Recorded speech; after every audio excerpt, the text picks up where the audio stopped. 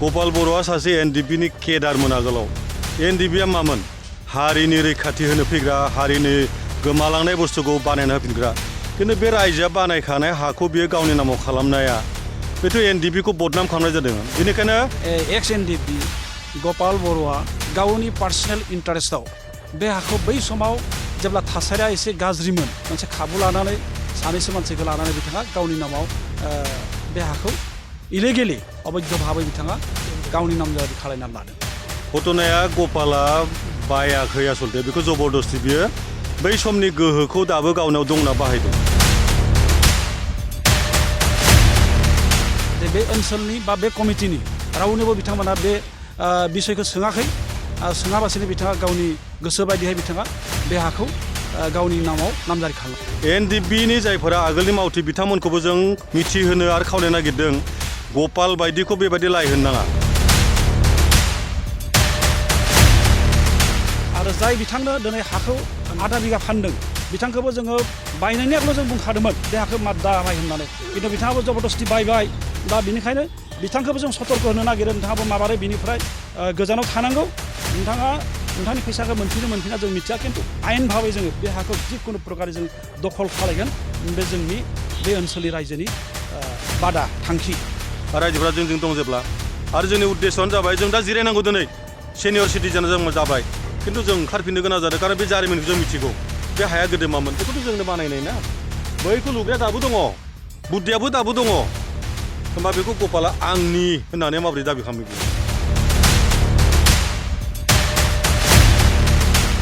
बे न'खौ आर्मिफोरा माबा सेफायदों आरिदों होननानै आरो बे थाखासो दाबि खालामदों। कर्टआव बे केसा सोलिबाय दं।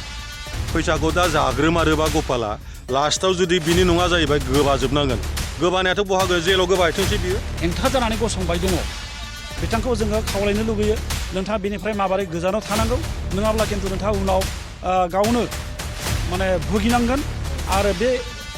जेब्ला नोंथाङा भुगिनांगोन अब्ला खिन्थु जोंनि दायनिगिरिया जों जानाय नङा।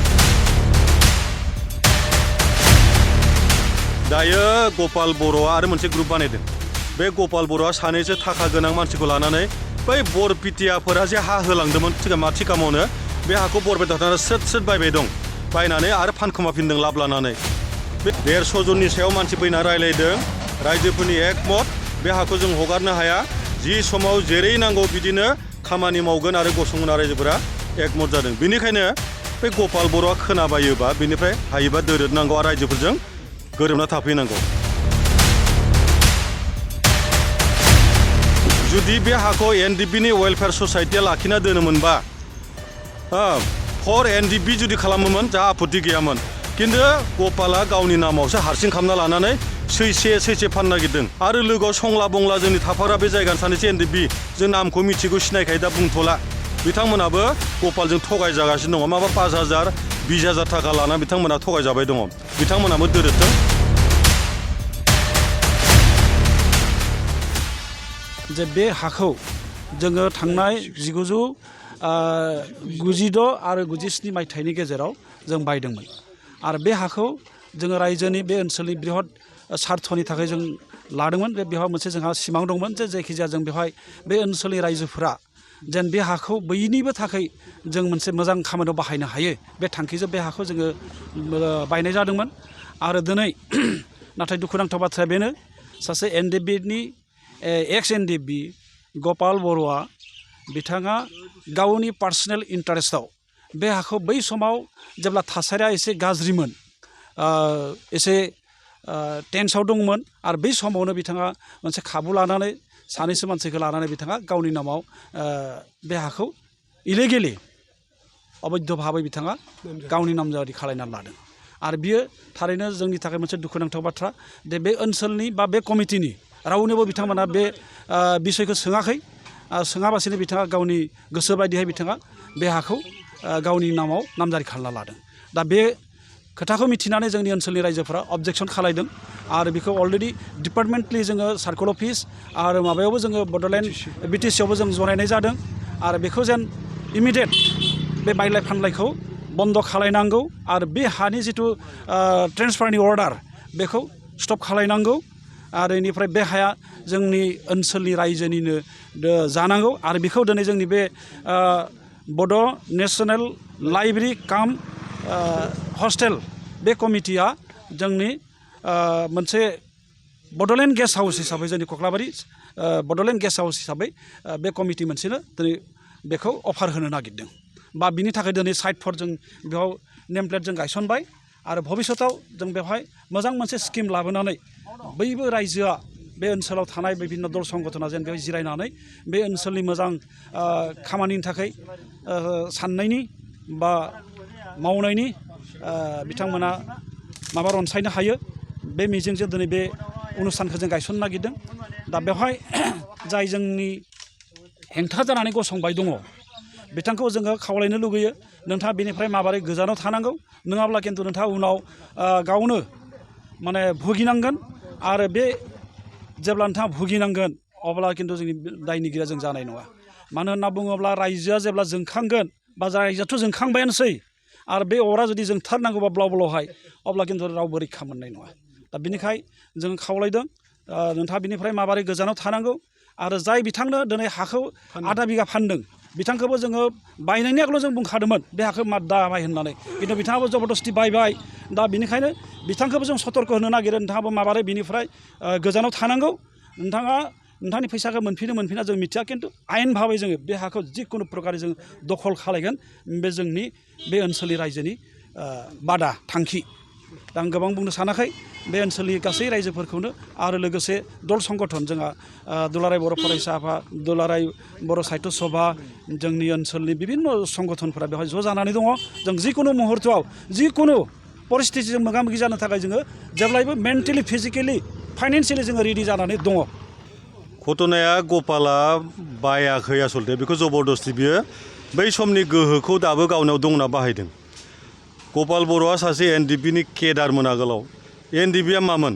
हारिनि रैखाथि होनो फैग्रा हारिनि गोमालांनाय बुस्थुखौ बानायना होफिनग्रा खिन्थु बे रायजोआ बानायखानाय हाखौ बियो गावनि नामाव खालामनाया बेथ' एनडिपिखौ बदनाम खालामनाय जादों बेनिखायनो एनडिपिनि जायफोरा आगोलनि मावथि बिथांमोनखौबो जों मिथिहोनो आरो खावलायनो नागिरदों गपाल बायदिखौ बेबायदि लाय होनो नाङा अदेबानि आं बेखौ लानानै दि हारिमुजों रायलायखांबाय धीरेनजोंबो रायलायखांबाय आरो फ्रेस मुसाहारि दानि एमसिएल बिथाङा रायलायबाय बिथांमोनहा बुंदों जे आथिखालाव एनडिपिआ बिदिहाय गैया आरो बिदि खालामा बेनिखायनो बिथांखौ हगारनो नाङा नोंथांमोना बे रायजोनि हाखौ लाफिन दायो मा जाबाय बे हाया गोदो हजुवारि माबानि रेभिनिउनि 310 दागमोन दा गोदो माबा 29मोन 29 दायो गोदानै मडिफाइ खालामनो बियो 310 जाना दङ दा बे हाखौ इतिमध्य जोङो बे रायजोनिसो हाखामोन नालाय जों बेखौ अफिसियेल मुभ खालामबाय अफिसा फाइल पुटआप जाबाय बेनिफ्राय बे प्रसेसआव फैबाय दं आरो अट'मेटिक प्रसेसआव फैनाय फैया आलादा बाथ्रा बे रायजोनिखा रायजोनि जाना थागोन आरो दिनै गोबां रायजो दं दाखालि जोंहा मा तारिखमोनलाय 11 तारिखै मिटिं जाबाय बे सापागुरि कक्लाबारिनि 150 जननि सायाव मानसि फैना रायलायदों रायजोफोरनि एकमत बे हाखौ जों हगारनो हाया जि समाव जेरै नांगौ बिदिनो खामानि मावगोन आरो गसंगोन रायजोफोरा एकमत जादों बेनिखायनो बे गपाल बर'आ खोनाबायोबा बेनिफ्राय हायोबा दोरोदनांगौ आरो रायजोफोरजों गोरोबना थाफैनांगौ आरो मोनसे बाथ्रा दिनै भुलावनो गपाल बर'आ हाखौ जेनेबा एसे सैसे फानबायानो जोंहा ओरैबो खोथामोन जुदि बे हाखौ एनडिपिनि वेलफेयार ससाइटिया लाखिना दोनोमोनबा फर एनडिपि जुदि खालामोमोन जोंहा आपत्ति गैयामोन खिन्थु गपाला गावनि नामावसो हारसिं खालामना लानानै सैसे फाननो नागिरदों आरो लोगोआव संला बंला जोंनि थाफाग्रा बे जायगानि सानैसो एनडिपि जों नामखौ मिथिगौ सिनायखायो दा बुंथ'ला बिथांमोनाबो गपालजों थगायजागासिनो दङ माबा 5,000 20,000 थाखा लाना बिथांमोना थगायजाबाय दङ बिथांमोनाबो दोरोदथों आरो जों बे न'खौ ताला मारिदों आगोलावबो देफायखांबाय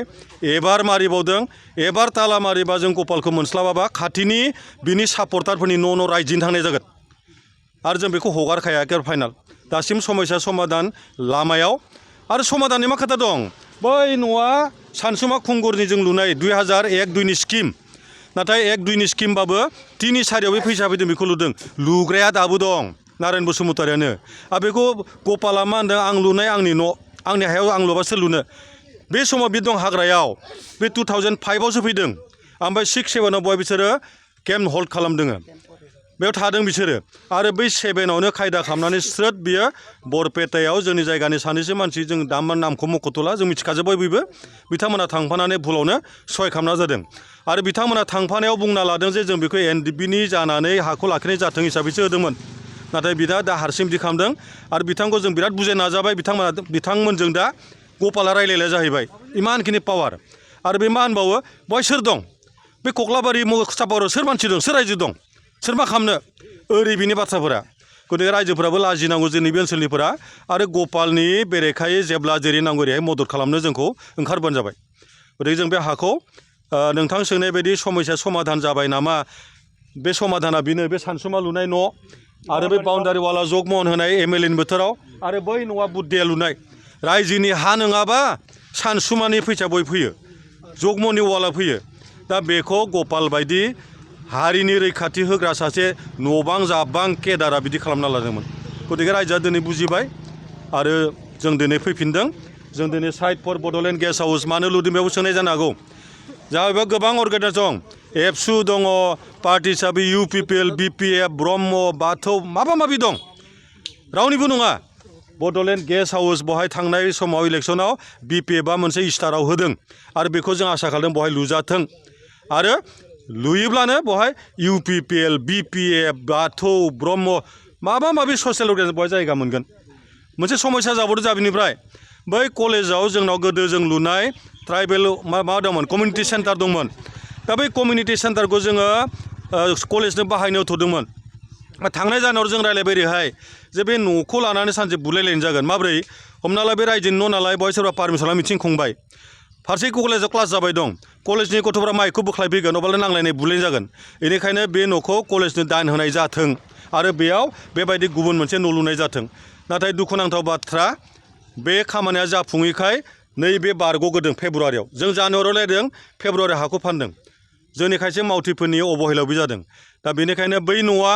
बर्तमानाव जोंनो नांबाय थाखागोन बेयाव बिभिन्न पार्टि बिभिन्न सामाजिक अनुस्थान जाबाय थागोन कलेजाबो बाहायबाय थागोन बेनिखायनो बे न'खौ जों फाहामनो सानै एमएलए नायथ'बाय मनेस्वर ब्रह्म आरो थानेस्वरनो आसा खालामो बिथांमोना बे न'खौ मोजां फोसाबनो हागोन बेनिफ्राय जों एनादार बहाय जेब्लानाखि बिराद मोजां सिटिं एकमडेसन थाखानाय साउन्ड प्रुफ वाल लेट्रिन इउरिन जेब्ला जागोन बै न'खौ जों टटेल हाजों न'जों कलेजजों जों दान होना फैसिगोन आरो बे खेथ्रआव रायजोफोरा गोसो होनांगौ कलेजा दिगदार जादों गपालनि थाखाय ओंखारबोनांगौ आरो बै न'खौ कलेजनो होनो हानाय बायदि नैबेखौ एखेबारे मावथारनांगौ बे आरो माबाफोर मिथिनो हानाय रायजोनि मिथिनो गोनां मा दं नामा जिहेतु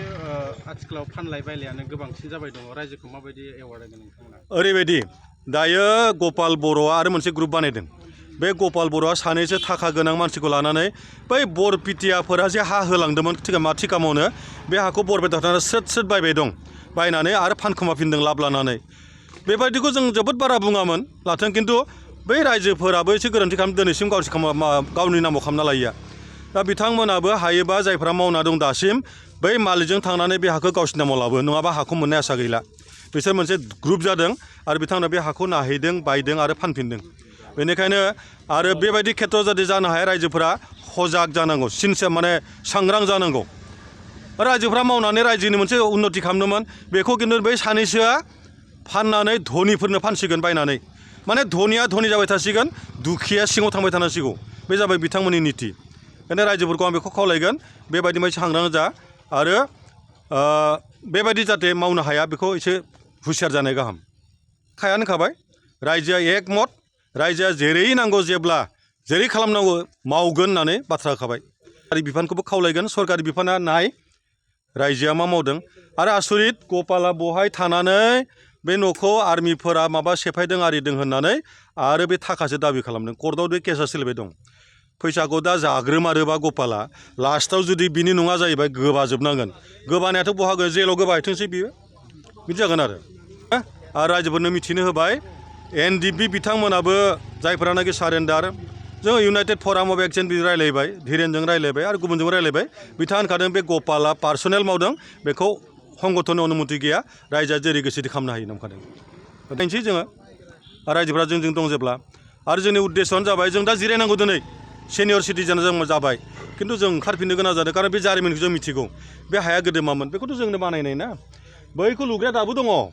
बुद्धियाबो दाबो दङ होमबा बेखौ गपाला आंनि होननानै माबोरै दाबि खालामो बिलाय